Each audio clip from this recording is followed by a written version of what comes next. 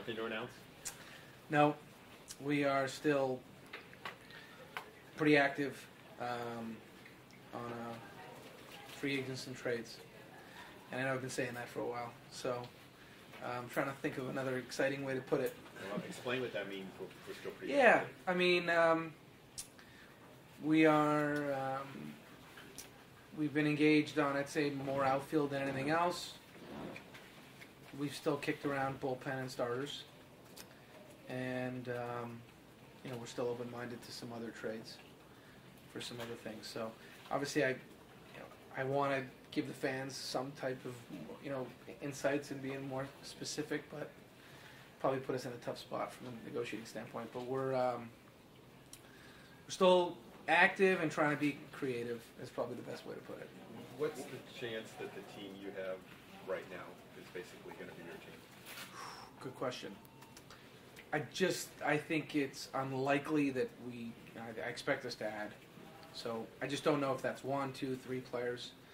I would expect us to add a player. Now, look, depending on, I guess, the free agent market, and conversely, there's a trade market that goes along with that. Maybe this kicks into spring training. I mean, it doesn't. So I guess if you were to say between now and opening day, I'd be confident that we're going to have added at least the player. I just don't know the things that we have been engaged on. One outfielder, I think potentially that could resolve itself soon.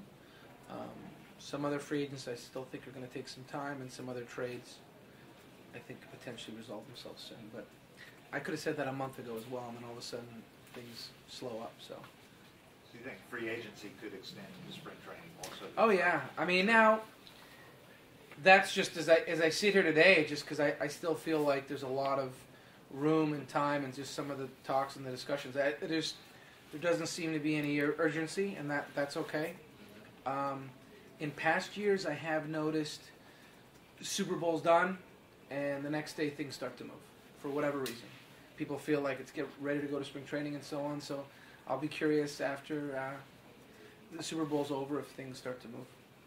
You say that maybe the focus is on an outfielder right now. When we've asked you in the past, you've said, do you place a greater need on any of those three Right. areas? Yeah. You said not really. You're looking for value. Is it because a better value is right there with the outfield? No, right now? I just think Focus that there? maybe that some of the things that we've explored, I think are starting to move a little bit more on that. So, there's a lot of things we'd like to do and a lot of things we'd like to get done. We just don't want to force a move. And I know at times that can be tough for a fan base and so on. Everybody wants to see us make a splash and trades and signings, and I get it completely. But I just did a fan Q&A. I think the one thing, without them prompting this, I think the one thing I know that the fans care about is that team going to win on the field? So I've been there. I've won the off season before. I've made the big splashes, and that does not always work, and it's not that's not always the right way to go about it. So that doesn't mean we're not going to take opportunities to make the team better. So, and there's still opportunities out there to do it. There's still players available in trading free agency that we would like to have that can make the team better. We just haven't been able to line up on something that we feel good enough to say yes to. The one you said could be resolved soon, is that a free agent? That I can't say. Is that Because I think it's fair to say we have multiple balls. Because you know what, I think just in fairness to free agents and trades, we have multiple balls in the air. And I think right now what we're doing is we're weighing, do we give up mostly young assets in trade, or do we just spend dollars in free agency? And, there are times where you may be excited about a trade, but ultimately you're weighing the prospect capital that you're going to give up and some of these players. So that's the way the job works, but those are some of the things that we have to talk about. Are you surprised the free agent market has gone the way it's gone? Not at all. I just, I know I was asked this maybe a week ago. Why did it seem like years ago the winter meetings were the culmination of the off season? And I remember I was with the Montreal Expos at the time, and that felt like if you dipped into January, it was really late. And I don't know why. I just haven't been in the game long enough to know why, but I know people like to go to the podium and make a splash.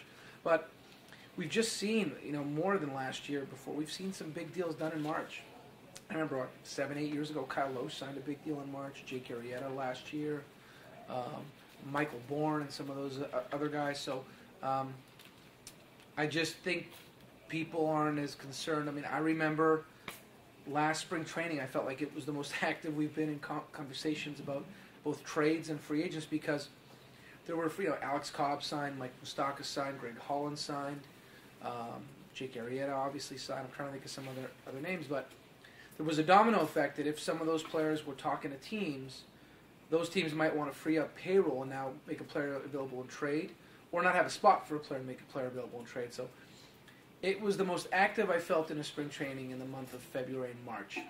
I felt like we're still in the off season, when normally you're in spring training, that's all you're worried about. You're watching bullpen sides and just you watch players.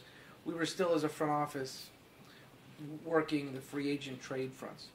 I know you're focused on your team, but when you see other teams in the division making some of the moves they have, obviously the Nats have been very active, and a couple other teams have too. Does that ever serve as an impetus for you to do something or change your thinking at all in terms of the process? No, and as a young GM, it may have, and I think over time you can't operate that way. So I don't like seeing good players join our division. It feels like a lot of the big moves in the NL have been in the NL East. Obviously, the Reds made a big trade, but I think for the most part, the Brewers added Yasmani Grandal. A lot of big moves have been all done in the NL East. But look, we won the division last year. Those teams obviously felt like they needed to improve. We want to continue to improve. We see what's going on. We respect what's going on. But it won't change our outlook on our team, because a year ago at this time, I don't know, what people expected us to win 72, 4 games. No one knows who's going to stay healthy, who's going to have a good year, bad year. Every winning team, it feels like, has a success story that came out of nowhere. And there will be players that we had high expectations for this year that didn't perform, and other players that we didn't expect big things that do. That happens to every team. So it's too hard on paper in the offseason to crown an NL East champion. You can certainly look at the talent and have a sense of who's got a chance to win the division. But I think all 4 clubs are really talented. I think if you can just stay close when you come to July, that's where having financial flexibility and a bunch of prospect capital to move will be certainly to our advantage.